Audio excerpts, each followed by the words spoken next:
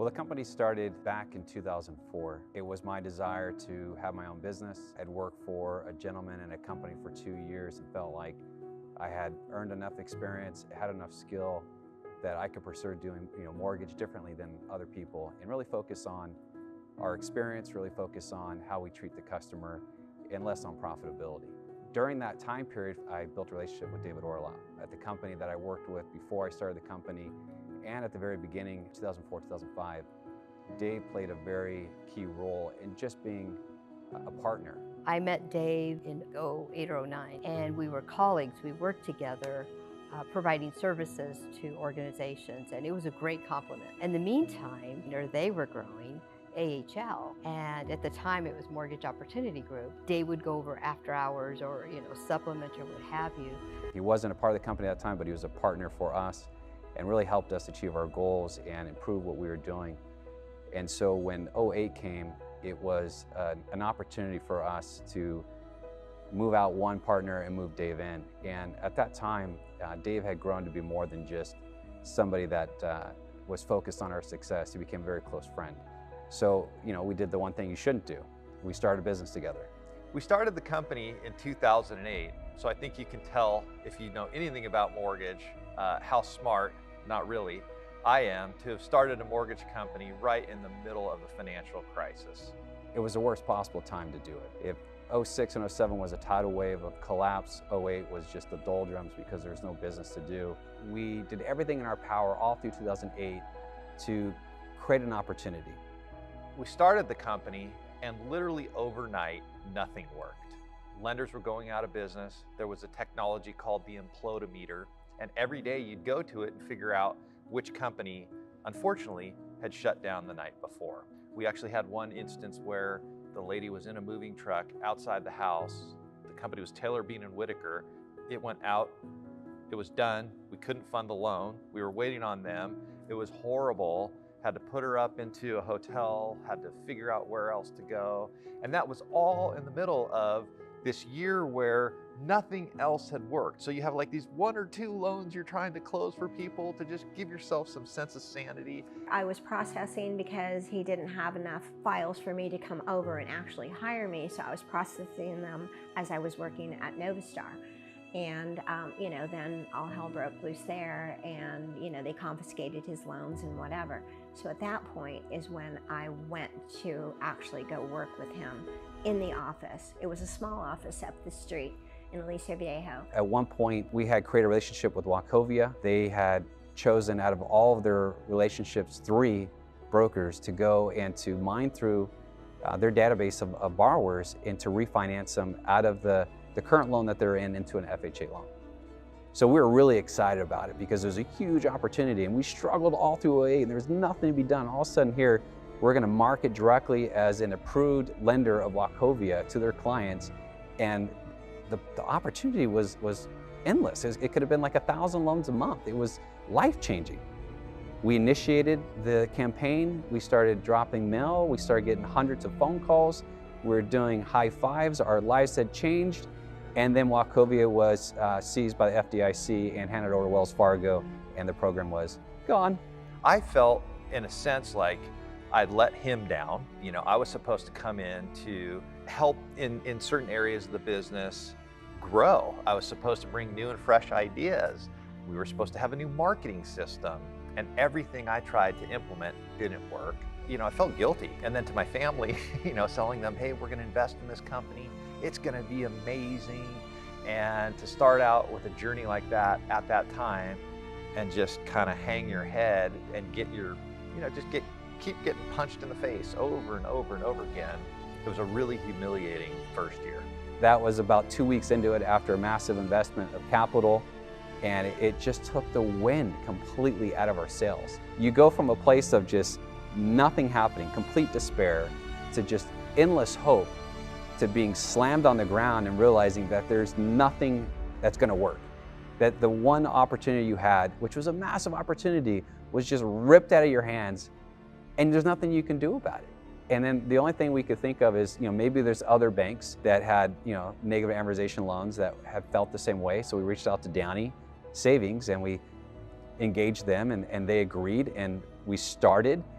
the next day, they were taken over by the FDIC. In 2008, we started with about 15 people. By the end of 2008, November 2008, it was just myself and Justin. And so at that point, we're at the end of November of 2008. I literally looked Dave in the eye and I said, I'm going home. Don't call me. I'm done.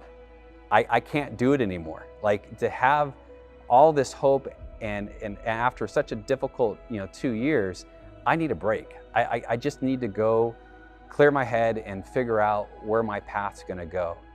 I clearly, visually remember loading all of the remaining desks and computers and chairs into a U-Haul van to take it to his house, where Justin set up shop in his house. I set up shop in Costa Mesa, another office, and we just tried to make it through the end of the year and get to the other side of the meltdown.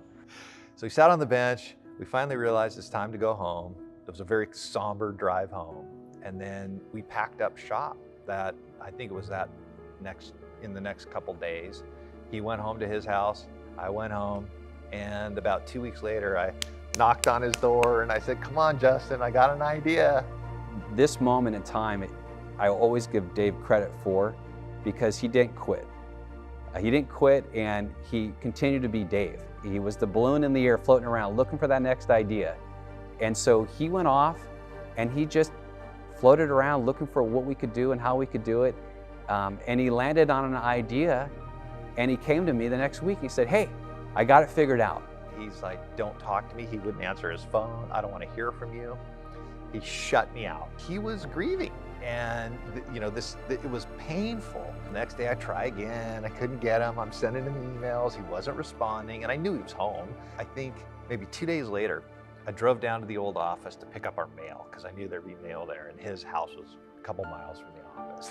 And I drove over to his house and I knocked on the door and I said, hey, Justin, no, seriously, just give me 5 minutes. You don't have to say yes, just give me 5 minutes. Let me tell you about this thing I'm thinking about. And his face, he was so disinterested in seeing me.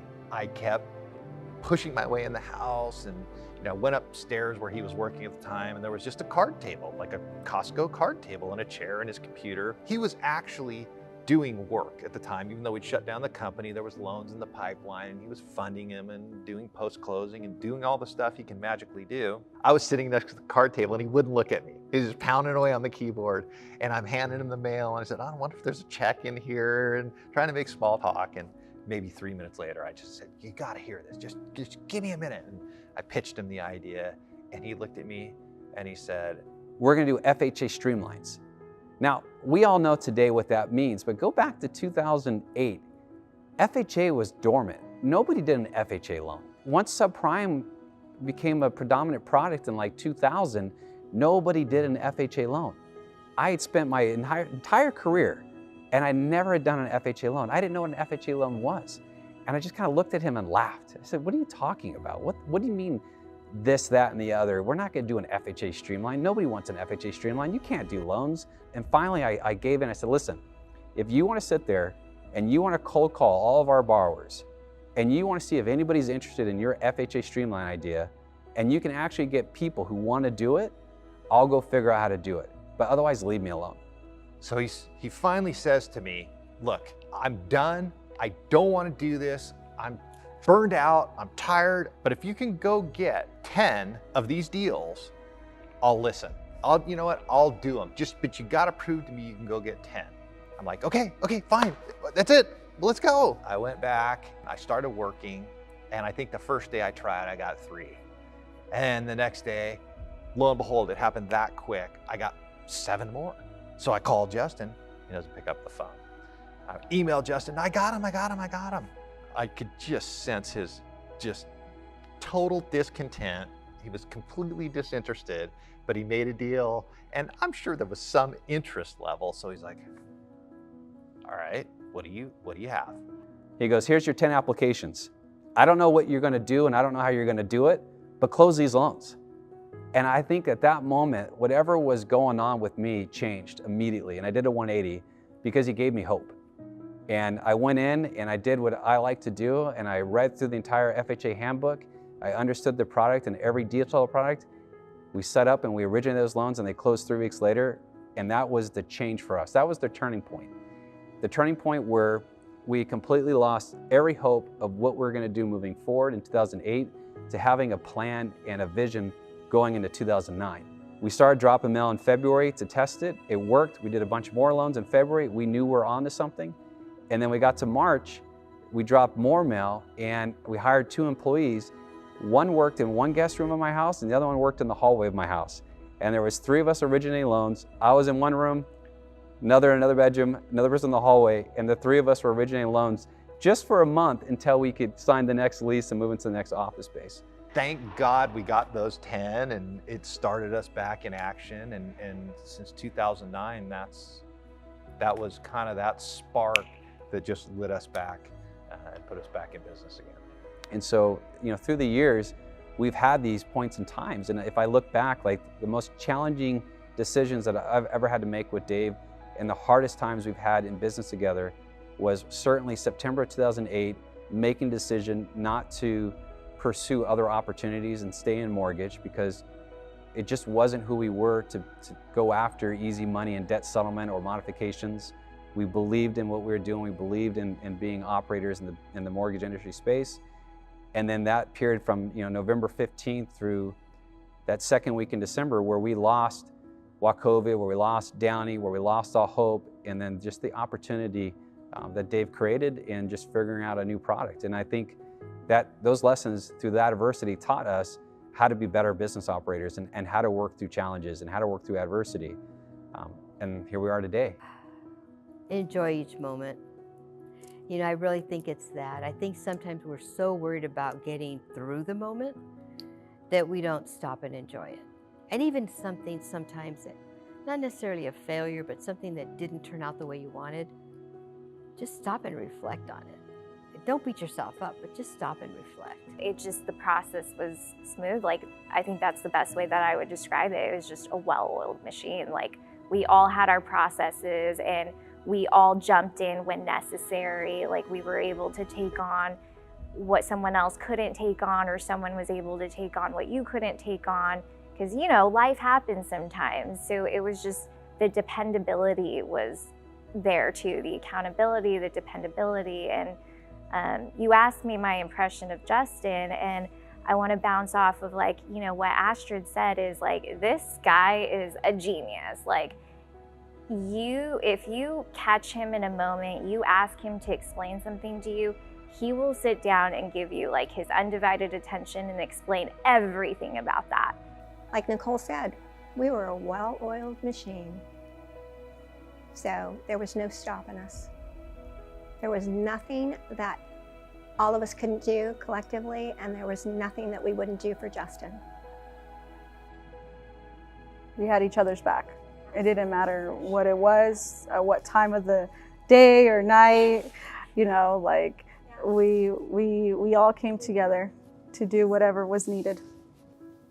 It wasn't like you're working, it's like you're with family. I don't know if there's many other places that are going to care about your individual success as much as this company does. Not lose sight of what really is important. Connecting with people, having fun, and creating memories. We got great memories. A lot of great memories. Whether we're whether I'm laughing at Dave or Justin, or we're laughing at each other, or laughing about the moment. A lot of great stuff. The most inspiration I've found in my life over the last year, watching this team and the individuals that create this team and what they've been able to accomplish in spite of me, in spite of Justin, in spite of the brand, in spite of anything that's gone on. But I'm inspired today that this is growing. It's fun, it's getting bigger, it's giving people senses of accomplishment they haven't had before. It's helping people achieve their personal and financial and family ambitions. And to be a part of that is really inspiring. To see people come in and tell you, they've achieved a certain thing by, you get a loan officer who passes the NMLS test for the first time. And they really tell you the truth that they had unbelievable anxiety and never thought they could get through that test. And now they're through the test, they're earning a paycheck, they're happy with the job, they love the company. To people that have worked in this business, in this industry for 35 years, telling you things like, I've never worked for a company like this. Your culture's amazing. People are so happy to be here. It gives me the chills thinking about it, but it's the people here who are producing this thing we call American Heritage Lending and what it means to us and that culture. That's the most inspirational thing I've ever been a part of.